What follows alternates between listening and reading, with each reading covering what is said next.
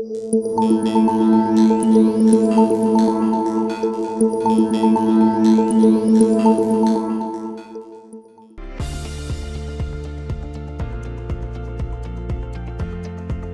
morning, everyone, and welcome to today's session. I'm absolutely excited, given the what we've heard so far from the previous speakers, to have this session today with two very erudite CEOs from very different industries. We've got Rohit, who comes from, if I may use the word, Rohit, old economy manufacturing, and we have Amit, who comes from new economy, tech and retail. And we're very keen to hear a little bit in this session how you gentlemen spend your time and how you think about workforce transformation and what frankly keeps you up at night. Maybe, Rohit, starting with you, what has changed in the world in the last 2 years, and how has this impacted how you personally are thinking about your workforce, both at the top and at the front line? Thanks, Suraj, and great to be with you, Amit. I think a very important topic today that most of us are engaged on. I think the last 2 years, we have seen three big transformations which are making a big delta. I think one, whether it is old school manufacturing or whether it is e-commerce or services, I think we have seen a rapid acceleration of digitization, IoT in each of the spaces, right? Things which were on the cards in most companies on slow burner to be done over 5 years suddenly got done in 2 months and 3 months as the pandemic hit. And hence that brings about its own sets of challenges, especially in the manufacturing setup, where data analytics is not the core competence on which you have typically trained your workforce.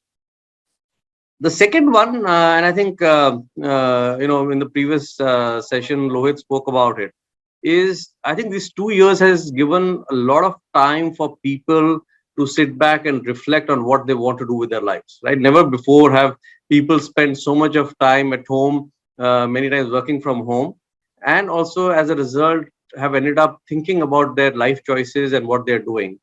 And that is bringing about a big change in how workforce is looking at work and the workspace. I think third, though, I think it's still not that big impact, but I think slowly the last 2 years have given a bit of a push up back to the manufacturing, where people realize that, look, cash is good, right? And making money is good. It's not just the valuations which count, but if you have to survive, you need to generate cash and profitability. And as a result, manufacturing businesses have shown the resilience to handle storms like this much better. And hence it's good to see a little bit of manufacturing getting back its due, because it does form the backbone of all that we do in the industry. So I think in that context, the only thing I would add is that, look, as a CEO, the role that we play in an organization has changed. And to me, the CEO now stands for Chief Engagement Officer, Chief Empowerment Officer, and increasingly Chief Empathy Officer. And I think these three E's is the more apt definition for a CEO today than probably a few years ago. Wow, that's an interesting one. I'm actually going to pick on that and actually move to Amit, because in a sense, when we were preparing for this session, Amit, I think you said something which was interesting. Pre-COVID, a lot of the buzz around workforce was saying, look, everything's going to get automated. So by the way, labor has a short end of the stick. What's happening now, I think Rohit says people are reflecting, CEOs are becoming chief empathy officers, because actually no one's talking about we don't need workforce anymore. People are talking about, gosh, we need more and more people. What are the implications on hiring models and on skilling models, and what are you changing? And you work with a very different segment from Rohit in terms of having a tech heavy workforce and a retail heavy workforce. So what are the implications on you? Thanks for having me here. And Rohit, coming from the tech industry, I should have seen that coming my way, right? From valuations to value. But I think as organizations, all of us exist for our stakeholders, and eventually, any business model and every business model has to make money. Yeah. I think it's just a question of at what horizon. So I appreciate that coming from you. And then I think. Suraj, I was sort of penning down my notes when I was thinking about this area, and I think recapping a bit, you said AI will take all the jobs, and as a manager, I was extremely worried. Right, I do only repetitive and obvious things. Right, but I think this was pointed out earlier that digitization of across value chains and digitization across interactions has been the common theme in last couple of years. Today we are having this this webinar would have been unimaginable maybe 720 days ago, which is a reflection of how the world has changed. And today we are talking only hiring and growth, but I think fundamentally there are a few sort of broad spectrum macro undercurrents which I would like to sort of talk about. And one macro undercurrent that I sort of like to call entrepreneurialization of the economy. See, as a country, we have close to 400 million workforce. We are 66% of us are 15 to 66. But I think one broad spectrum undercurrent that you see is that the heroes of today have changed. Today, the heroes, earlier heroes used to be the Bollywoods and the sports stars and the CEOs. But the reality today is that even the Bollywood heroes and the sports stars are investing in startups. Right, we are seeing 3 unicorns being created every month in this year, and probably the total number of unicorns in this country is 3rd largest or 4th largest in the world.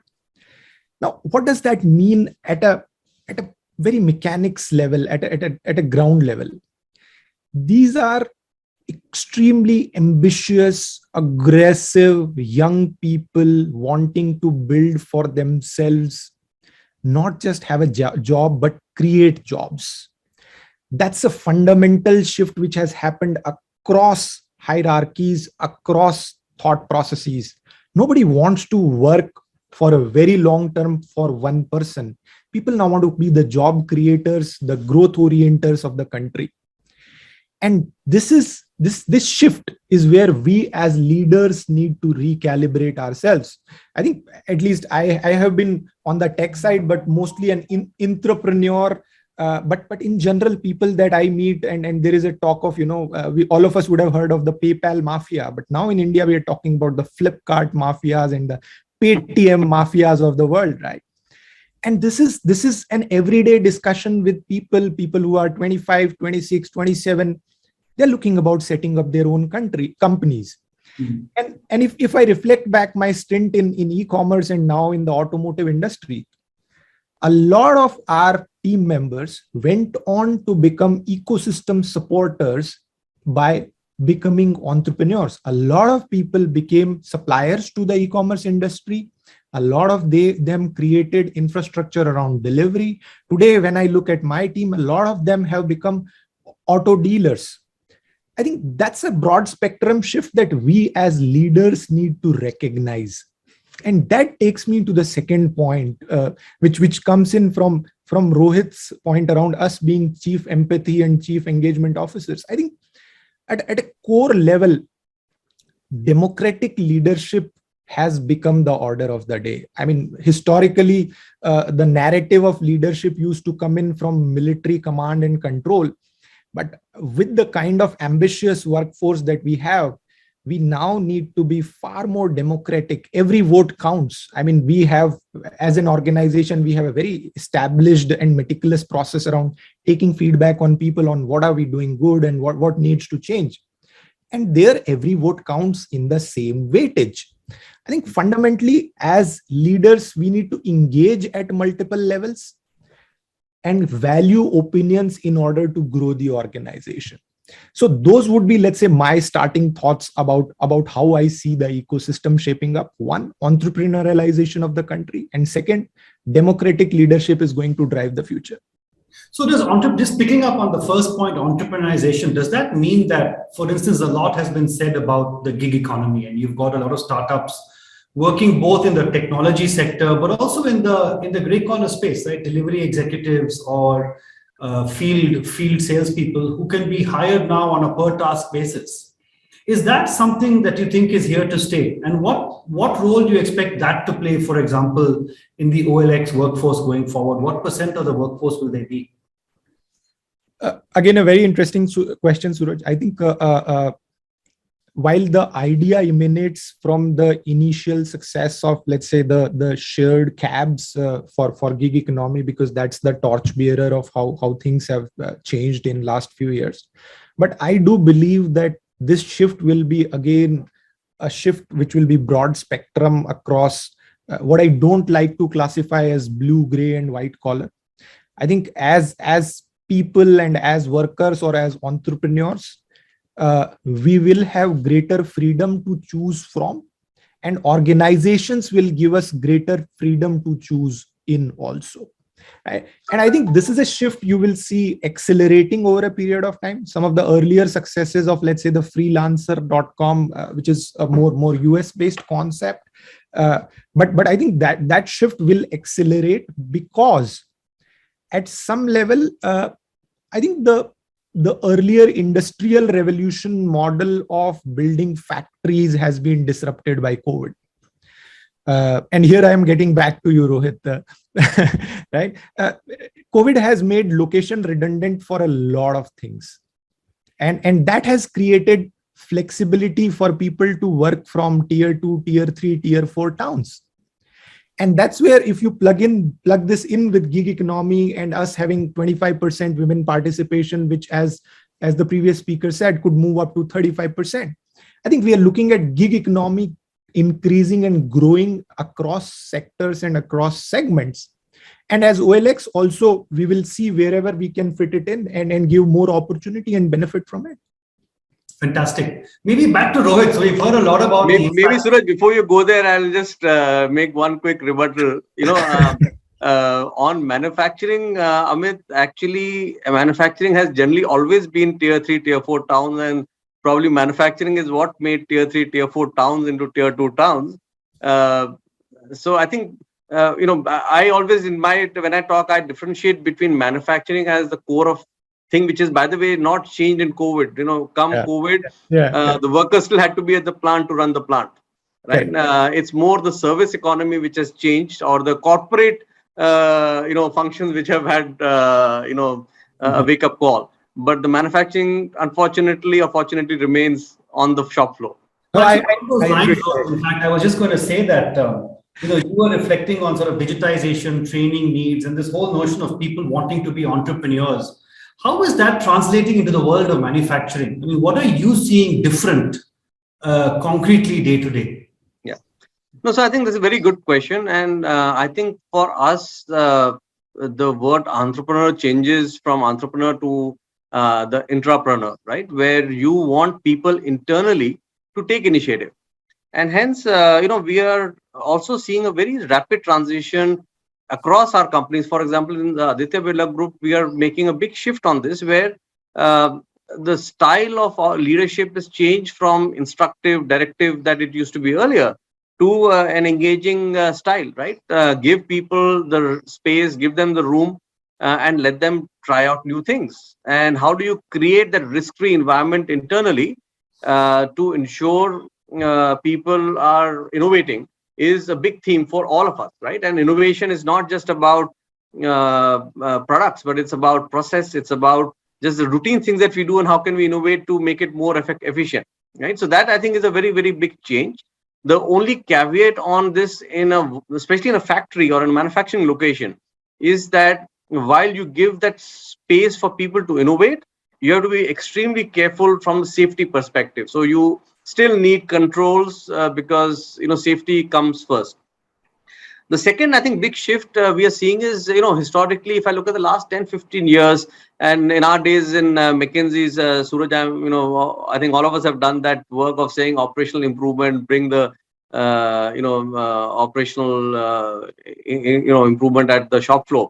I think that concept has changed now to bringing transformational improvement, right? So the way people need to think is changing. And one of the things which we are doing very actively as a group is to give a platform in a large manufacturing plants to startups to say, come try out your technology or try out a solution and see if it works. If it works, great. Otherwise, go and refine it, right? And we become platforms for many of these startups. So we engage with a lot of startups on a day-to-day basis to look at solutions that they could bring about for our operation. That must mean a very different kind of skilling for your own people, because they should Yes. be able to sort through and work. So how do you do that?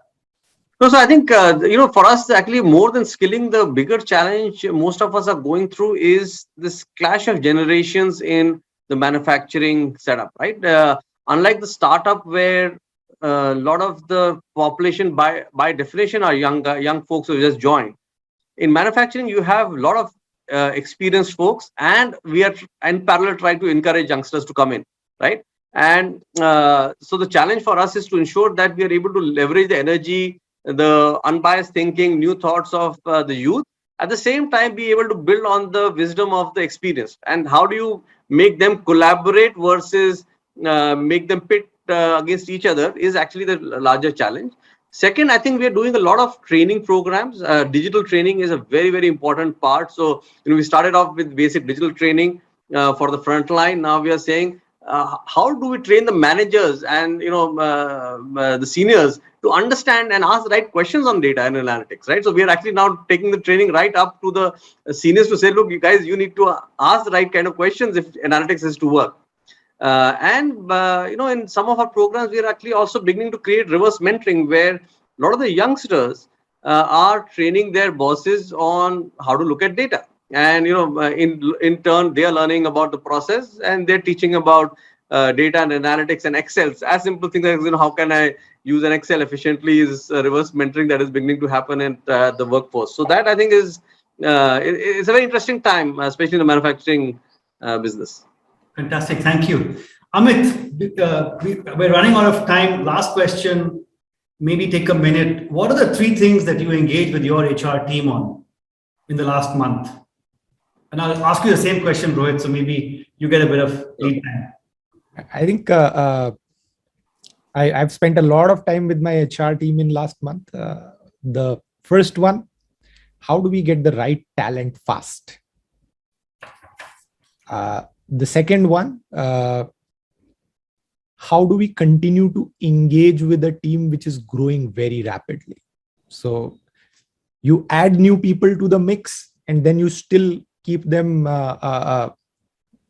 glued with the same vine, right? I mean, eventually it should be like that Akbar Birbal story where you have milk and you keep adding sugar to it, and the milk becomes better and more palatable. So how do you continue to bring the right people who are sugar and not anything else? The third one is more about trainings and skill development at the ground level. And then we run a large retail footprint. So how do we continuously engage those people and upskill those people so that they continue to be more and more productive? So those would be 3 broad strokes where I would have spent a lot of time with my engagement team. Fantastic. Thank you. Rohit, over to you. Yeah. No, so I think fairly similar. I think transformation and engaging with the workforce is the biggest area that I spend time on. We're designing different programs for different groups or cohorts within the business to work with them. Second is recruiting. I think there is a lot of opportunity to get in the right talent, and hence each recruitment is an opportunity to bring change. And that is what I spend a lot of time on. And I think third for us is still, I would say, keeping a very close eye on how many people have been vaccinated, how many families have been vaccinated. Is our health infrastructure ready in case a third wave was to come, not just at the plant, but also for the remote workforce. So I think a lot of my time still goes on that to ensure that we are ready and prepared. That's inspiring, Rohit. So there you have it, folks. I think we're out of time. The words I take away: reverse mentoring, entrepreneurship, democracy, skilling, technology. I think the gamut is out there. But thank you very much, Rohit and Amit, for sharing your thoughts today. I've certainly learned a lot. Thanks, Suraj. Pleasure. Thank you very much.